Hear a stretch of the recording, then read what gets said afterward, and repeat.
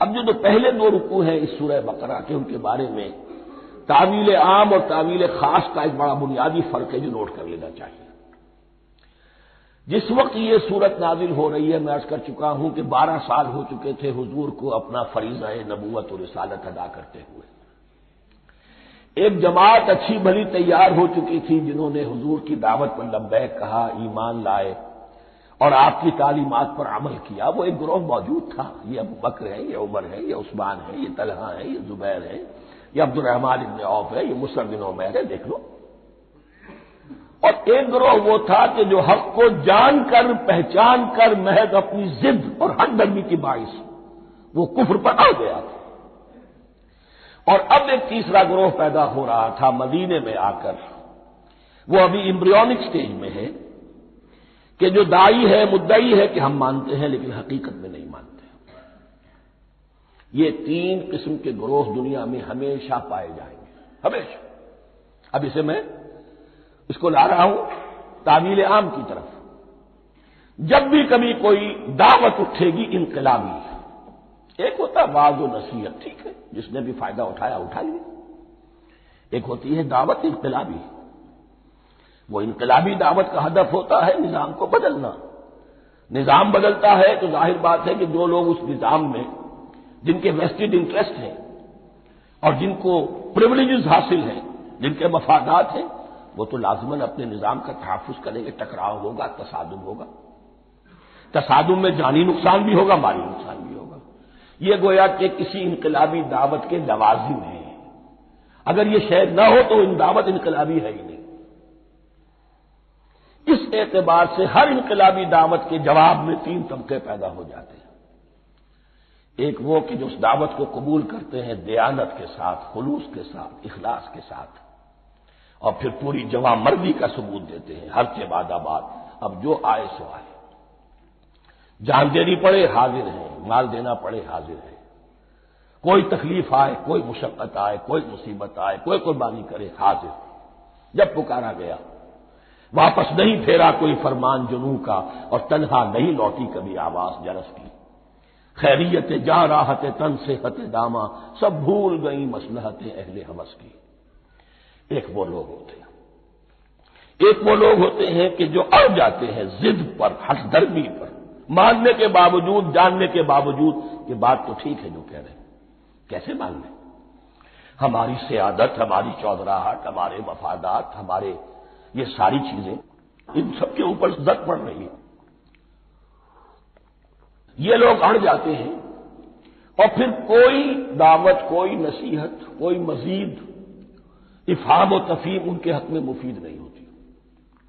اس لیے کہ صحیح بات ہے جو کہتے ہیں کہ سوتے کو تو جگایا جا سکتا ہے، جاگتے ہو کیسے جگائیں؟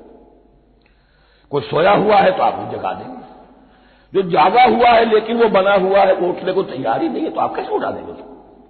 تو جو لوگ جان بوجھ کر حق کو پہچان کر رد کر دیتے ہیں، پھر ان کے حق میں کوئی دعوت، کوئی نصیحت، کوئی تبلیغ، کوئی انذار، کوئی تبشیر مفید نہیں ہوتی۔ تیسرا درجہ ایسے لوگوں کا ہوتا ہے جو یا تو شروع میں آتے ہی شرارت کے ارادے سے، کوئی مصلحت ہے جس کی وجہ سے اس دعوت کو قبول کر لیا، کوئی ذاتی منفعت ہے جس کے لیے قبول کر لیا، یا یہ کہ شروع میں تو اخلاص کے ساتھ آتے ہیں لیکن جب قربانی دینے کا وقت آتا ہے تو ان کے اندر سیرت و کردار کی وہ مضبوطی نہیں ہوتی کہ ہر کے بعد آباد، یہ نہیں ہوتی۔ وہ پھر ڈگمگاتے رہتے ہیں، کبھی کچھ چلے پھر کہیں چھٹک کر رہ گئے، پھر کہیں کچھ چلے پھر چھٹک کر رہ گئے۔ یہ تیسرا طبقہ ہے کہ جو کہتا ہے، دعوی مدعی ہے کہ ہم نے مانا ہے، قبول کیا ہے، بات ٹھیک ہے، کچھ تھوڑا بہت چلتے بھی، لیکن جہاں مشکل آئی چھٹک کر کھڑے ہو گئے، عہدے منہ گر پڑے۔ یہ تیسرا طبقہ ہے۔ اس کے لیے لفظ ہمارے ہاں منافقین بھی ہے، لیکن اس رکوع میں آ کر ابھی ان 4 رکوعوں میں نہیں بلکہ سورہ بقرہ میں مکمل میں بھی کہیں نفاق کا لفظ نہیں آیا ہے، اس لیے کہ اسے مرض سے تعبیر کیا گیا ہے۔ یہ مرض ہے ایک، اور اس مرض کے ذریعے سے لوگوں کے اندر جو ہے وہ ایک نفاق کا بیج پڑ رہا ہے، جو ظاہر ہوگا تو منافقت پوری کی پوری کھل کر سامنے آ جائے گی۔ روگ ہے انسانی شخصیت کا۔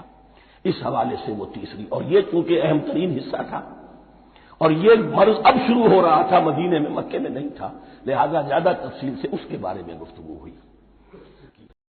اب آئیے بسم اللہ الرحمن الرحیم، اب یہ سورہ بقرہ شروع ہو رہی ہے۔ سورۃ البقرہ جو 286 آیات پر مشتمل ہے، تقریباً 2.5 پاروں پر پھیلی ہوئی ہے۔ ہر شخص جانتا ہے کہ یہ قرآن حکیم کی حجم کے اعتبار سے سب سے بڑی سورت ہے، لیکن یہ معاملہ صرف حجم کا نہیں ہے۔ نبی اکرم صلی اللہ علیہ وسلم نے اسے سنام القرآن قرار دیا ہے۔ آپ نے فرمایا لکل شیء سنام، ہر چیز کی ایک چوٹی ہوتی ہے، جیسے اونٹ کا کوہان ہوتا ہے۔ وسنام القرآن البقرہ، سنام القرآن، قرآن کی چوٹی جو ہے وہ سورۃ البقرہ ہے۔ یہ نوٹ کر لیجئے جو میں نے کل آپ کو جو مختلف مکی اور مدنی صورتوں کے گروپوں کے بارے میں بتایا تھا کہ یہاں سے اب پہلی منزل بھی شروع ہو رہی ہے اور پہلا گروپ بھی شروع ہو رہا ہے، اور اس کے ساتھ جو اگلی صورت آئے گی وہ اس کا جوڑا ہے، سورہ آل عمران، جس کی سب سے نمایاں علامت یہ نوٹ کیجیے، یہ بھی الف لام میم سے شروع ہوئی، اگلی بھی الف لام میم سے شروع ہوگی۔ اس کے بعد 2 صورتیں مدنی اور ہیں، لیکن ان دونوں میں نہ حروف مقطعات ہے، نہ کوئی اور تمہیدی کلام ہے، براہ راست خطاب سورہ نساء میں یا ایھا الناس اور سورہ مائدہ میں یا ایھا الذین آمنوا، کوئی تمہیدی بات نہیں، کوئی حروف مقطعات نہیں، براہ راست خطاب۔ وہ ایک جوڑا ہے سورہ نساء اور سورہ مائدہ، اور یہ ایک جوڑا ہے سورہ بقرہ اور سورہ آل عمران۔ سورہ بقرہ اور سورہ آل عمران کو نبی اکرم صلی اللہ علیہ وسلم نے الزہراوین بھی قرار دیا ہے۔ زہرا کہتے ہیں بڑی روشن چیز کو، یہ حضرت فاطمہ رضی اللہ تعالی عنہا کے نام کے ساتھ آتا ہے، فاطمۃ الزہراء، تو زہرا بہت روشن دمکتی ہوئی شے۔ الزہراوین، یہ 2 نہایت دمکتی ہوئی صورتیں ہیں جو قیامت کے دن 2 بدلیوں کی شکل میں ظاہر ہوں گی، حضور نے فرمایا، اور جو لوگ ان صورتوں سے محبت کرتے تھے ان پر سایہ کریں گے۔ اللہم ربنا اجعلنا منہم، ہمیں اللہ تعالیٰ ان میں شامل فرما دے۔ اس سورہ مبارکہ کو 2 حصوں میں تقسیم سمجھیے۔ ویسے تو یہ کہ رکوع آئیں گے، پارے بھی بدلیں گے اس میں، لیکن حصے 2 ہیں۔ پہلے حصے میں اصل روئے سخن سابقہ امت مسلمہ سے ہے، یہود سے، بنی اسرائیل سے۔ دوسرے حصے میں اصل خطاب موجودہ امت مسلمہ سے ہے، امت محمد سے صلی اللہ علیہ وسلم۔ پہلے حصے میں 18 رکوع ہیں، لیکن آیات 152 ہیں۔ دوسرے حصے میں 22 رکوع ہیں، لیکن آیات 134 ہیں۔ گویا کہ اس سے آپ کو توازن نظر آئے گا کہ اگرچہ ادھر رکوعوں کی تعداد کم ہے 18، لیکن آیات کی تعداد زیادہ ہے 152۔ دوسرے حصے میں رکوعوں کی تعداد زیادہ ہے 22، لیکن آیات کی تعداد 134۔ اسی لیے اس کا ایک نام میں نے تجویز کیا ہے، وہ اس لیے تاکہ کچھ حقائق آپ کے ذہنوں میں ان ناموں کے حوالے سے بھی انشاءاللہ محفوظ ہو جائیں گے۔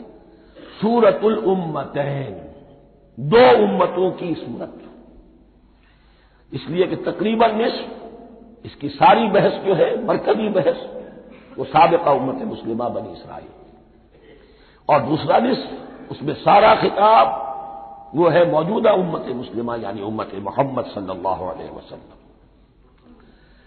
اس کا جو پہلے 18 رکوع ہے یا پہلا حصہ ہے، اس کے اندر ڈویژن فردر ہوگی ورٹیکل، عمودی، پہلے 4 رکوع، پھر 10 رکوع، پھر 4 رکوع۔